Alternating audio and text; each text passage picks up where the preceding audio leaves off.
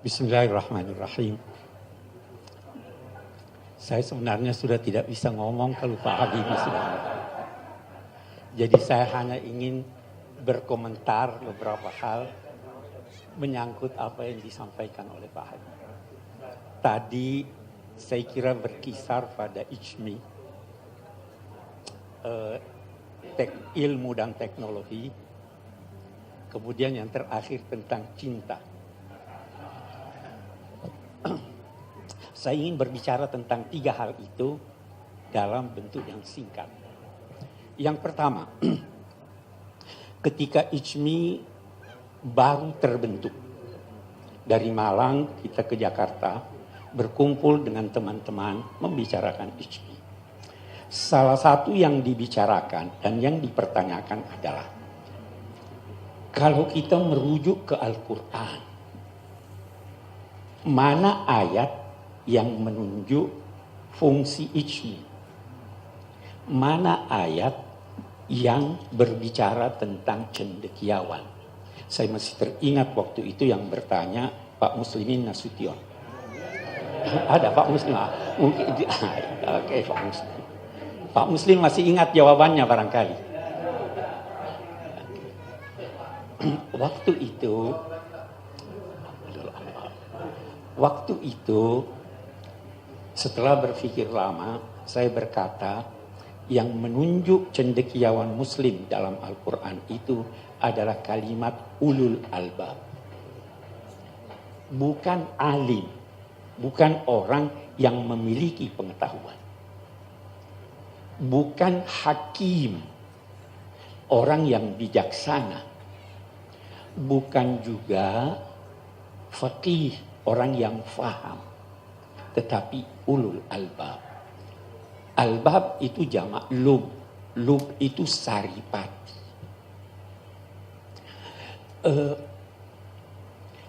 Ada kulit, ada isi, ada biji. Kalau Anda baru mengetahui kulit, belum tentu Anda ketahui isinya. Kalau Anda mengetahui isinya, masih kurang. Anda harus mengetahui bijinya. Orang cendekiawan itu yang mengetahui inti permasalahan. Bukan cuma kulitnya. Bukan cuma dagingnya. Oke. Kalau dalam terlalu panjang kalau saya kembali lagi. Pernah suatu ketika datang serombongan sahabat Nabi bertanya pada istri beliau Aisyah. Wahai Aisyah, sepanjang hidupmu dengan Rasul, apa yang paling mengesankan kamu? Kita bisa tanya juga Pak Habibie pertanyaan itu. Beliau menjawab, semua yang dari Rasul mengesankan. Tetapi kalau saya harus menyebut satu, maka saya akan menceritakan kepadamu. Suatu ketika pada malam giliranku, Nabi kan punya, pada malam giliranku Rasul berkunjung ke kamarku, berbaring di sampingku, kulitnya menyentuh kulitku. Lalu beliau bertanya, bahkan tidak bertanya, beliau sebenarnya meminta izin. Aisyah, bolehkah aku menghadap dan beribadah kepada Tuhan dan meninggalkanmu sendirian di pembaringan? Apa jawab Aisyah? Wahai Nabi, sebenarnya aku rindu kepadamu. Aku senang engkau bersama denganku. Tetapi aku lebih senang menyenangkanmu daripada menyenangkan diri. Saya izinkan kamu, silahkan pergi. Kita berhenti sejenak. Nabi mau sholat sunnah. Tapi ada kewajibannya terhadap istrinya. Hak istri untuk jangan pernah menjadikan ibadah sunnah menjadi alasan untuk meninggalkan kewajiban Anda. Itu satu. Walaupun untuk ibadah. Maka Aisyah berkata, saya lihat beliau pergi mengambil wudhu sangat indah. Tidak lama kemudian saya lihat beliau menangis. Membasahi jenggotnya, terus membasahi dadanya. Setelah selesai, beliau datang. Saya bertanya, apa yang terjadi wahai Nabi? Beliau menjawab, tadi malam turun kepadaku ayat di suratul An'am ayat 190. Inna fi khalqis samawati wal ard wa ikhtilafil laili wan nahari la ayatin liulil albab. Dalam penciptaan langit dan bumi dan peredarannya yang demikian teliti, di sana terdapat tanda-tanda untuk ulil albab. Untuk cendekiawan. Siapa cendekiawan? Alladzina yadhkuruna Allaha qiyaman wa qu'udan wa 'ala junubihim wa yatafakkaruna fi khalqis samawati wal ardh. Rabbana ma khalaqta hadza batila subhanaka faqina adzabannar. Kita lihat, cendekiawan itu menurut ayat ini punya dua fungsi utama. Zikir dan fikir. Itu yang dipopulerkan oleh Ijmi. Yang paling banyak mempopulerkan itu Pak Jimli. Imtak dan, ya kan? Itu sumbernya Pak Habibie sebenarnya. Suaranya Pak. Zikir dan fikir. Zikir, kita lihat. Yadhkurunallaha qiyaman wa qu'udan wa 'ala junubihim. Waktu dia berdiri, waktu dia duduk, dan waktu dia berbaring. Masih ada lagi keadaan lain yang bisa disebutkan selain 3 hal itu? Tidak ada. Sepanjang saat dia berzikir. Dia berzikir ketika ada kegiatannya yang sengaja dilakukannya. Bahkan dia berzikir kalau ada kegiatannya yang terjadi tanpa kontrolnya. Bersin, zikir. Dia berzikir kalau ada sesuatu di luar dirinya yang terlihat atau terdengar olehnya. Dengar guntur, zikir. Zikir itu kerja kalbu. Zikir itu mengingat atau mengucapkan. Kalau Anda mengingat sesuatu, Anda terdorong untuk mengucapkannya. Kalau Anda mengucapkan sesuatu, itu terdorong orang untuk mengingatnya. Itu zikir. Zikir itu kerja kalbu.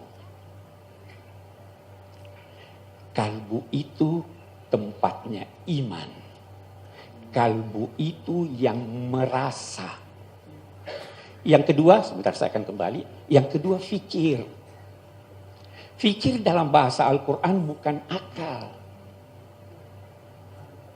Fikir itu asal katanya berarti mengorek, mengupas.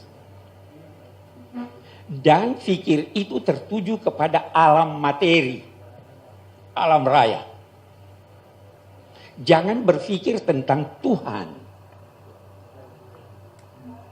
Berpikir tentang nikmatnya, berpikir tentang ciptaannya.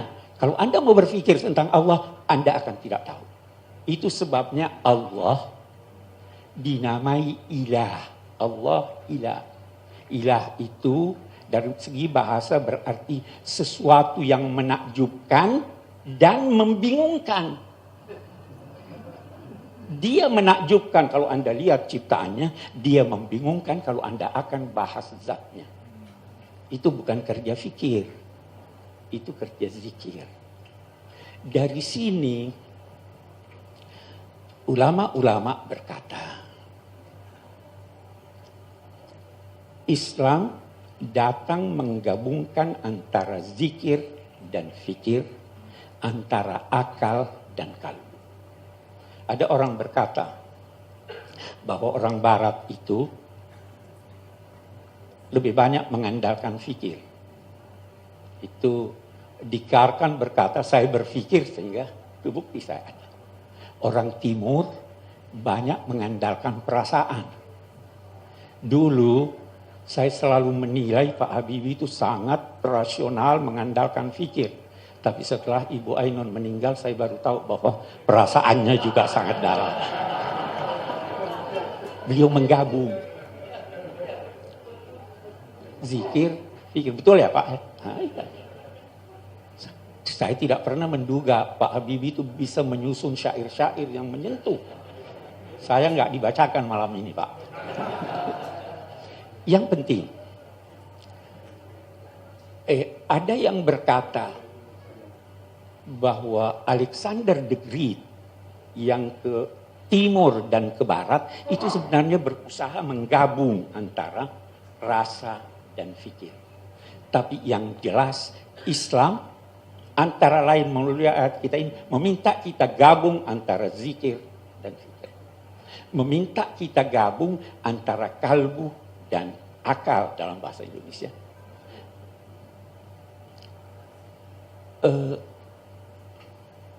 Meminta kita menggabung antara iman dan ilmu. Karena dia berbeda tapi dibutuhkan kedua-duanya. Bedanya apa? Ilmu itu, teknologi itu menjadikan Anda dapat cepat sampai ke tujuan. Tetapi iman menentukan arah yang Anda tuju. Iman itu hiasan. Ilmu juga hiasan. Tapi iman hiasan kalbu dan ilmu hiasan fikir. Ilmu itu dapat menyelamatkan Anda dari petaka duniawi. Tetapi iman menyelamatkan Anda dari petaka ukhrawi. Sangat mudah mengubah pandangan ilmiah Anda. Tetapi sangat sulit mengubah keyakinan Anda. Iman diibaratkan dengan air bah dengan gemuruhnya. Tetapi selalu menenangkan yang beriman.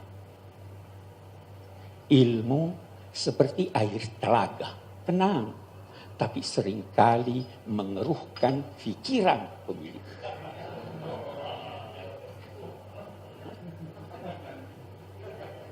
Cendekiawan menggabung duanya ini.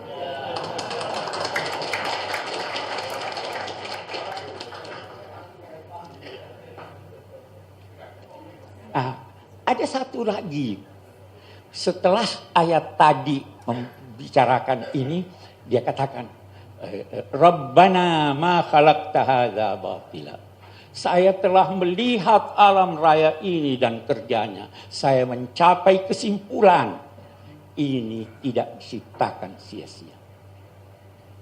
Pasti ada tujuannya. Faqina adzabannar. Baru dia berdoa untuk keselamatan ini baru akhirnya. Ini biasa yang kita ketinggalan. Apa itu akhirnya?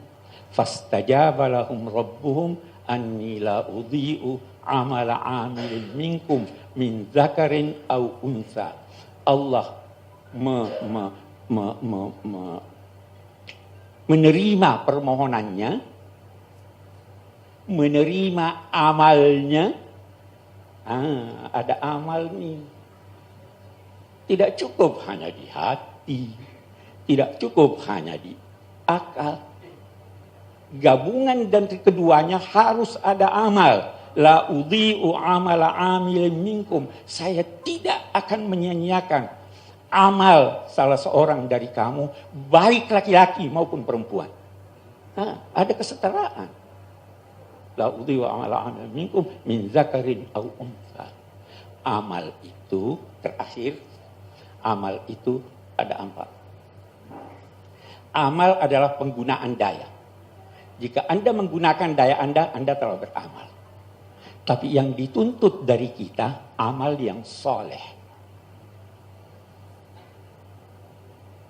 Yang mencuri beramal, tapi bukan amal soleh. Soleh itu artinya yang bermanfaat dan sesuai. bermanfaat. Boleh jadi ada yang bermanfaat sekarang, tapi belum sesuai pada waktu ini. Bermanfaat dan sesuai. Amal ada 4. Sesuai dengan daya-daya manusia, ada daya fikir. Gunakan daya fikir Anda. Daya fikir itulah yang menghasilkan ilmu dan teknologi. Ada daya kalbu. Itulah yang menghasilkan iman. Itulah yang menghasilkan rasa. Berulang-ulang Al-Quran menyebutkan la yash'urun, la yash'urun. Mereka tidak punya rasa. Semakin peka perasaan Anda, semakin berkualitas hidup Anda. Ada rasa. Ada daya fisik. Dengan daya fisik, apabila kita latih dengan baik, itu akan mengagumkan sekali. Lihat pemain akrobat, lihat pemain golf, nonton bola, itu semua dilatih daya fisiknya. Yang terakhir, yang amat penting juga adalah daya hidup. Daya hidup itu menghasilkan kemampuan bersaing.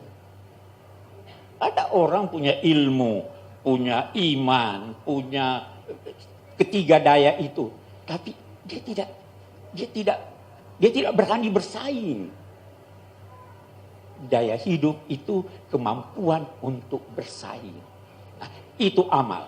Jadikan itu amal yang soleh. Itulah hemat saya, cendekiawan Muslim. Wassalamualaikum warahmatullahi wabarakatuh.